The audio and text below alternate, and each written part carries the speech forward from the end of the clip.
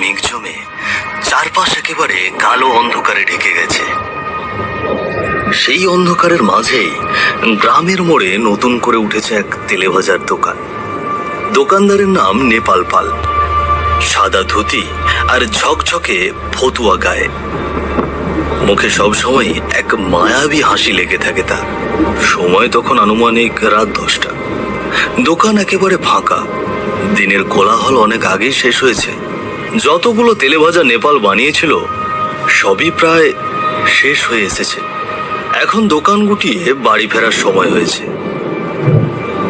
নতুন গ্রামে নতুন মানুষজনের ভিড়ে এই দোকান যেন এক অচেনা আলো হয়ে দাঁড়িয়েছে গ্রামের মোড়ে।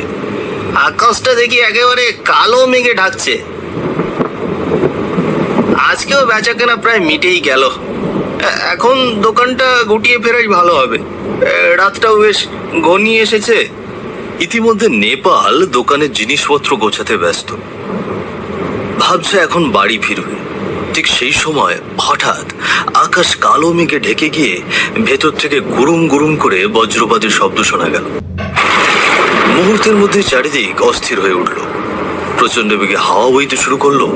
ধুলোবালি উড়ে চোখ মুখ ঝাপসা হয়ে গেল। তারপরেই ঝাঁপিয়ে এলো কালবৈশাখীর ঝড়। তার সঙ্গে নামলো প্রবল বৃষ্টি।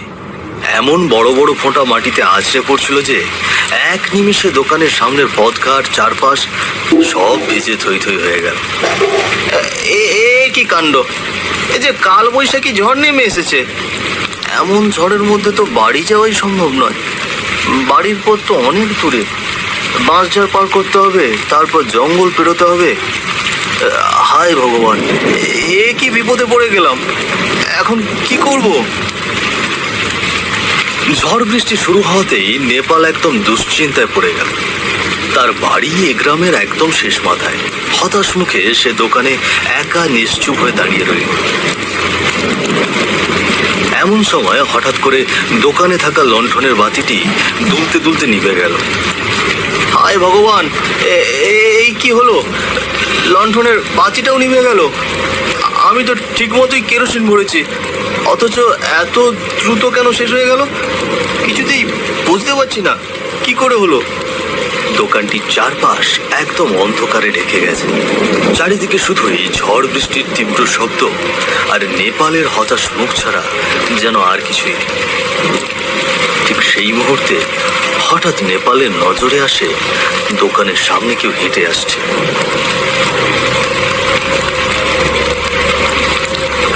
চোখের পলকে সেই ব্যক্তি দোকানের ভেতরে চলে আসে। মুখটা কেমন যেন অস্পষ্ট, ফ্যাকাশে। গায়ের রং বেশ ফর্সা আর লম্বা একটি পাঞ্জাবি পরা। তবে ভেতর থেকে লোকটি দেখতে কেমন যেন গম্ভীর লাগছে। আগে মশাই, আপনি কে? আপনাকে তো ঠিক চিনতে পারলাম না। তুমি আমাকে চিনবে না বাছা?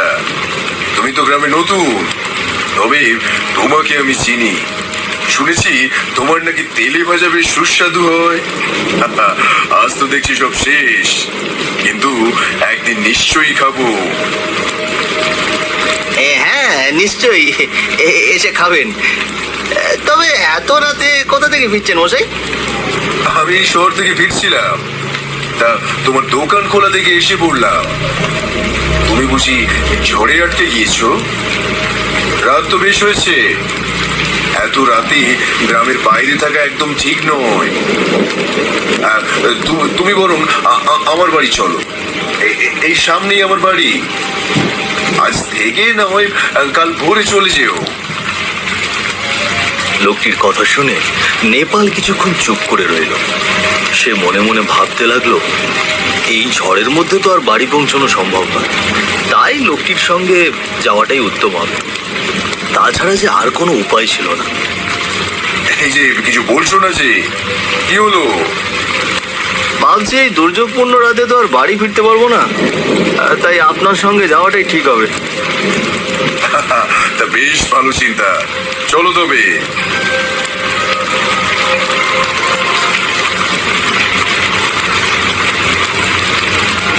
কথা মতো তারা গ্রামের রাস্তা দিয়ে হাঁটতে লাগলো লোকটির বাড়ির উদ্দেশ্যে। হাঁটতে হাঁটতে তারা এক পর্যায়ে একটি জঙ্গলের রাস্তায় পৌঁছে গেল। চারিদিকে খালি ঘুটঘুটে অন্ধকারে ঢেকে গেছে। আর শুধু ঝড় বৃষ্টির মধ্যে বজ্রপাতের তীব্র শব্দ শোনা যাচ্ছিল।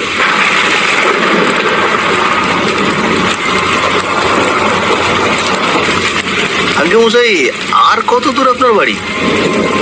এখানে তো শুধু জঙ্গল আর জঙ্গল, আর তো কিছুই নেই। এই তো চলেই এসেছি, আর এই কয়েক ধাপই বাকি। ঠিক তাই, আর একটু এগোতেই তারা জঙ্গলের পাশে একটি বাড়ি দেখতে পেল।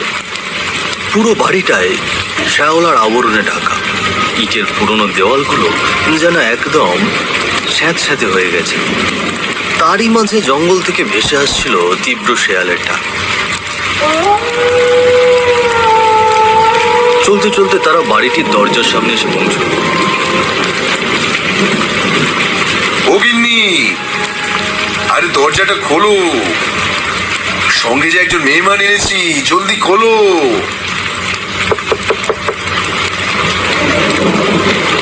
লোকটি দরজায় ঠকঠক শব্দ করে ডাকার সঙ্গে সঙ্গেই তার গিন্নি দরজাটি খুলে দিল।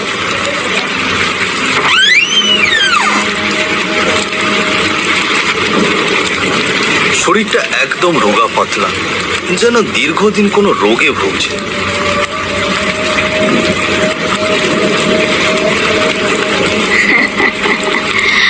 ওমা, অতিথি নিয়ে এসেছো?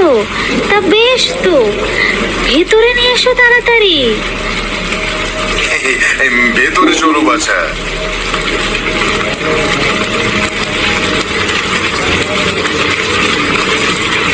বিমলা, যা অতিথির জন্য গরম গরম দুধ নিয়ে এসো। ভিজে এসেছে বেচারা, এক গ্লাস দুধ খেলে একটু আরাম পাবে। এই যে এক্ষুনি এনে দিচ্ছি। লোকটির স্ত্রী ঘরের ভেতর থেকে বেরিয়ে গেল। কিছুক্ষণ পরেই হাতে গরম এক গ্লাস দুধ নিয়ে এসে নেপালের হাতে দিল।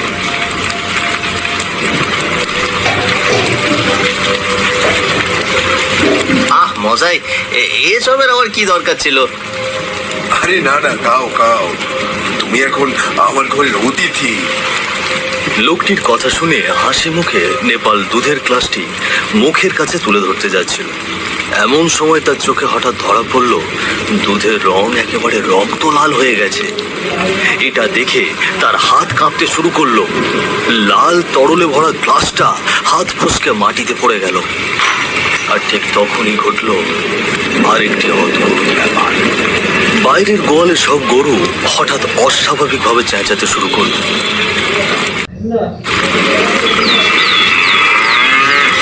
সব দেখে নেপাল ভয়ে একেবারে থরথর করে কাঁপতে লাগলো। এ কি কাণ্ড! দুধটা একেবারে রক্ত লাল হয়ে গেল। আর বাইরের গরুগুলো এভাবে চেঁচাচ্ছে কেন?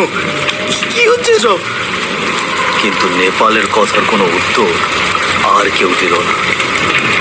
লোকটি আর তার স্ত্রী তাড়াহুড়ো করে ছুটে গেল গোয়াল ঘরের দিকে। নেপালও ভয়ে ভয়ে তাদের পিছনেই থেকে গেল। গিয়ে সকলে দেখলো গোয়াল ঘরের ভেতর গরুগুলো অদ্ভুতভাবে যন্ত্রণায় ছটফট করছে, চিৎকার করছে, যেন কোনো অদৃশ্য শক্তি এসে তাদের ভেতর থেকে প্রাণটা টেনে বের করে নিতে চাইছে। হায় হায় হায় হায়, রাম রাম রাম রাম রাম! কি হচ্ছে এসব? না না, আমি আর এক মুহূর্ত এখানে থাকতে চাই না। এখনই এখনই আমি বাড়ি ফিরবো। না না, এই ভুল একেবারেই করো না। কাল রাত্রি নেমে এসেছে আজ। বাইরে বের হওয়া মানেই কিন্তু বিপদ, বড় বিপদ। আজ বরং তুমি এখানেই থাকো, কাল ভোর হলে তবে যেও। লোকটির কথা শেষ হতেই প্রচন্ড ঝড় বৃষ্টির মাঝে গোয়ালের পাশের এক গাছ থেকে অদ্ভুতভাবে চেঁচিয়ে তিনটে কাক ধপ করে মাটিতে পড়ে গেল। এটি দেখে নেপাল আর কোনো কথা বলল না। ভয়ের সঙ্গে সে দ্রুত সেখান থেকে বেরিয়ে পড়ল। ঝড় বৃষ্টি উপেক্ষা করে গ্রামের আঁকাবাঁকা পথে একা একাই হাঁটতে লাগলো নেপাল। কি অদ্ভুত কাণ্ড রে বাবা! সবই যে ভুতুরে কাণ্ড মনে হচ্ছে। কি সর্বনাশের ভুলে যে আমি ওই লোকটার বাড়িতে গিয়েছিলাম। শুরু থেকেই খটকা লাগছিল, কেমন তেল মাখানো কথা বলছিল। যাকে বাড়ি থেকে বেরোতে তো পেরেছি, সেটাই অনেক। এখন শুধু কোনোভাবে বাড়ি ফিরতে বললেই রক্ষে। কিন্তু এদিকে ঝড় বৃষ্টি তো থামারই নাম নিচ্ছে না। আজ নিশ্চয়ই ভিজতে ভিজতে শরীরে জ্বর এসে যাবে। নেপাল নিজের মনে সব বলতে বলতে সামনে এগিয়ে চলছিল। এদিকে প্রচন্ড ঝড় বৃষ্টি আর তীব্র বজ্রপাতের শব্দ চারপাশ কাঁপিয়ে তুলছে। তার দুই পাশে ঘন জঙ্গল, সারি সারি গাছ, আর সেই জঙ্গলের ভেতর থেকে ভেসে আসছে হু হু করে শিয়ালের ডাক, যা অন্ধকার রাতটাকে আরো ভয়ঙ্কর করে তুলছে। চারপাশে শিয়ালগুলো কেমন ডাকছে রে বাবা, মনে হচ্ছে যেন দৌড়ে এসে মাংস ছিঁড়ে খাবে। নেপাল নিজ মনে বলতে বলতে হাঁটছে। এমন সময় হঠাৎ মনে হলো তার পিছন দিয়ে এক অদ্ভুত কালো ছায়া দৌড়ে গেল। সেই ছায়ার ভেতর শুধু একরাশ লম্বা চুল বাতাসে উড়ে যেতে দেখা গেল। কিন্তু টের পেয়ে নেপাল পিছনে তাকাতেই দেখে সেখানে আর কেউ নেই, শুধু অন্ধকারে ঢাকা ঝড় বৃষ্টির রাস্তা। কি আমি যেন কারো দৌড়ে যাওয়ার শব্দ পেলাম, কিন্তু এখানে তো কেউ নেই। এসব কি হচ্ছে আমার সঙ্গে? হে ভগবান, তুমি আমায় রক্ষা করো, আমায় রক্ষা করো। সামনে ঘুরে নেপাল আবার বাড়ির পথে হাঁটতে লাগলো। ঠিক তখনই সে এক অদ্ভুত ভয়ানক কান্নার আওয়াজ শুনতে পেল।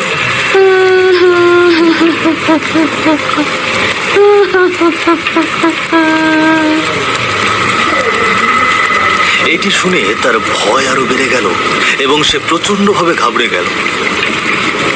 কে কে কাঁদছে এইভাবে? সামনে এসো, সামনে এসো বলছি।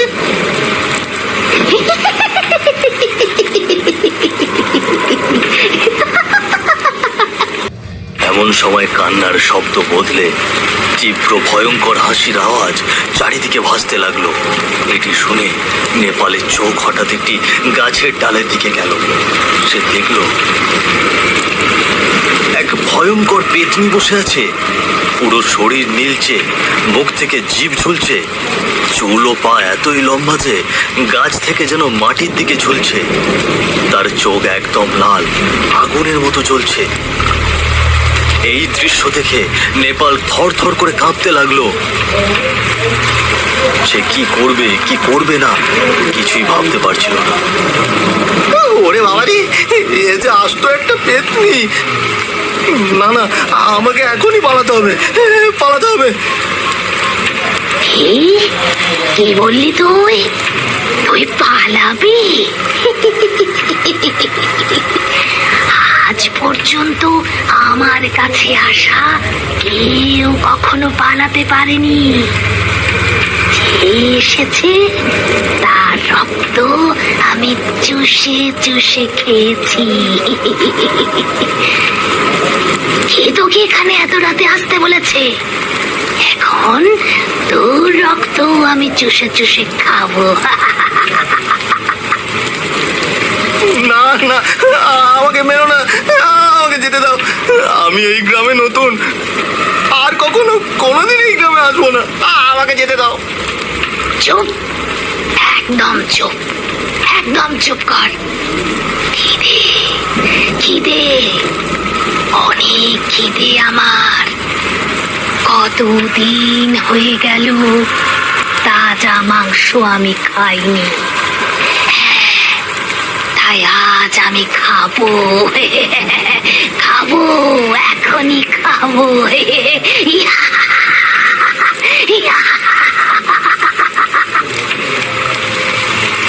আর তারপর গাছে বসে এক ভয়ঙ্কর তীব্র হাসি হেসে পেতনিটি তার বিশাল লম্বা হাত বাড়িয়ে দিল নেপালের দিকে।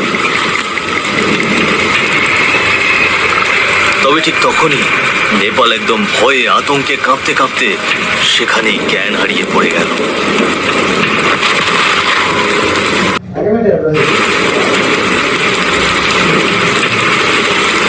সে তার হাত পিছনে ফিরিয়ে নিয়ে একদম সেখান থেকে হাওয়ায় মিশে গেল। কিছুক্ষণ পরে নেপাল ঝাপসা ঝাপসা চোখ খুলে সামনে তাকালো। তার পাশে দাঁড়িয়েছিলেন সেই লোকটি, যিনি তাকে আশ্রয়ের জন্য নিজের বাড়িতে নিয়ে গিয়েছিলেন। লোকটির এক হাতে ছাতা এবং অন্য হাতে লণ্ঠন ছিল। আমাকে মারবেন না, আমাকে মারবেন না। বাছা, শান্ত হও। আমি তো তোমাকে আগেই বলেছিলাম যে আজ কাল রাত্রি এই রাত্রে বাইরে বেরোলে বিপদ হয়। তুমি তো আমার কথা শুনলে না। যদি আমি ঠিক সময় না পৌঁছাতাম তবে তো তুমি আজ ওই পেত্রিটার রাতের ভোগ হয়ে যেতে। কে সেই পেতনি? সে কেন সবাইকে এভাবে মারছে? সে এক বড় ঘটনা। তবে তুমি যখন জানতে চাইছো আমি তোমাকে বলছি।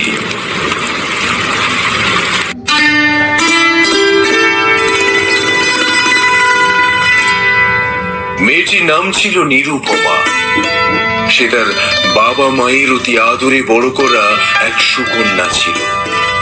সেদিন রবিবার বিকালে একটি ঘরে যথেষ্ট আয়োজন করা হয়েছিল। আজ মেয়েকে তার বাবার ঠিক করা ছেলেপক্ষ দেখতে এসেছে। সেখানে বসে আছে নিরুপমার বাবা মা, আর পাশে ঘোমটা মাথায় দিয়ে নিরুপমা স্বয়ং। আর তার ঠিক সামনে বসে আছে ছেলেপক্ষের মা বাবা এবং এক যুবক ছেলে। শেষে বিয়ের কথা পাকাপাকি হয়ে গেল। তবে এই বিয়েতে যে নিরুপমা খুশি ছিল না তা তার মুখের দিকে তাকালেই বোঝা যেত। তবে সে সেদিন আর কিছু বলল না। কথা মতো নিরুপমাও সেই যুবকটির বিয়ে হয়ে যায়। তবে এটি আর বেশি দিন স্থায়ী হলো না। এক গভীর রাতে নিরুপমা একটি ছেলের সঙ্গে তার শ্বশুর বাড়ি থেকে পালিয়ে যায়। ছেলেটি তার প্রেমিক ছিল। এতদিন কেউই তা জানত না। তবে সেই রাতের পর সবাই বিষয়টি জেনে যায়, আর লোকলজ্জায় নিরুপমার বাবা তার সঙ্গে চিরকালের জন্য সম্পর্ক ত্যাগ করে দিল। আর তারপর কি হলো? আর তারপর সে সেই ছেলেকে বিয়ে করে ফেলে। তবে সেই সংসারের সুখ তার জুটল না। কিছুদিন পরেই তার প্রেমিক বর ও শাশুড়ি বোনের টাকার জন্য নির্যাতন করা শুরু করে দিল।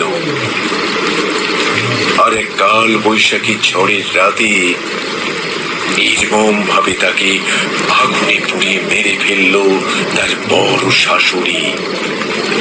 নিরুপমা পুড়ে আগুনে ছটপট করছিল, কিন্তু কেউ তার আর্তনাদ শুনল না।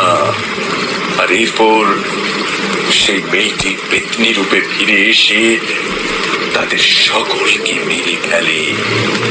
আর প্রতিকাল বৈশাখীর অমাবস্যার রাতে একবার করে সেই পেতনিটি ফিরে আসে এই গ্রামে। আর যেই পুরুষকে সে দেখতে পায় তাকে সে নির্মম ভাবে মেরে ফেলে। হ্যাঁ বাছা, আমি না জানলে আর কে জানবে এসব? আমি যে সেই মেয়েটির হতভাগা বাবা। এই কথা শুনে নেপালের চোখ যেন আর লোকটির দিক থেকে সরছিল না। ভয়ে, বিস্ময় ও মায়ায় জমাট বাঁধা সেই মুহূর্ত চিরদিনের জন্য নেপালের মনে এক ইতিহাস রয়ে গেল। জীবনে অন্যায়, লোভ আর অবহেলার ফল কখনো ভালো হয় না। অন্যায় যতই ঢাকতে চাও, একদিন তার বিচার হবেই। তাই আমাদের উচিত নারী পুরুষ নির্বিশেষে সবার প্রতি সম্মান দেখানো, ভালোবাসা ও ন্যায় দিয়ে আচরণ করা। কারণ অন্যায় অবিচার শুধু অশান্তি বয়ে আনে, শান্তি নয়।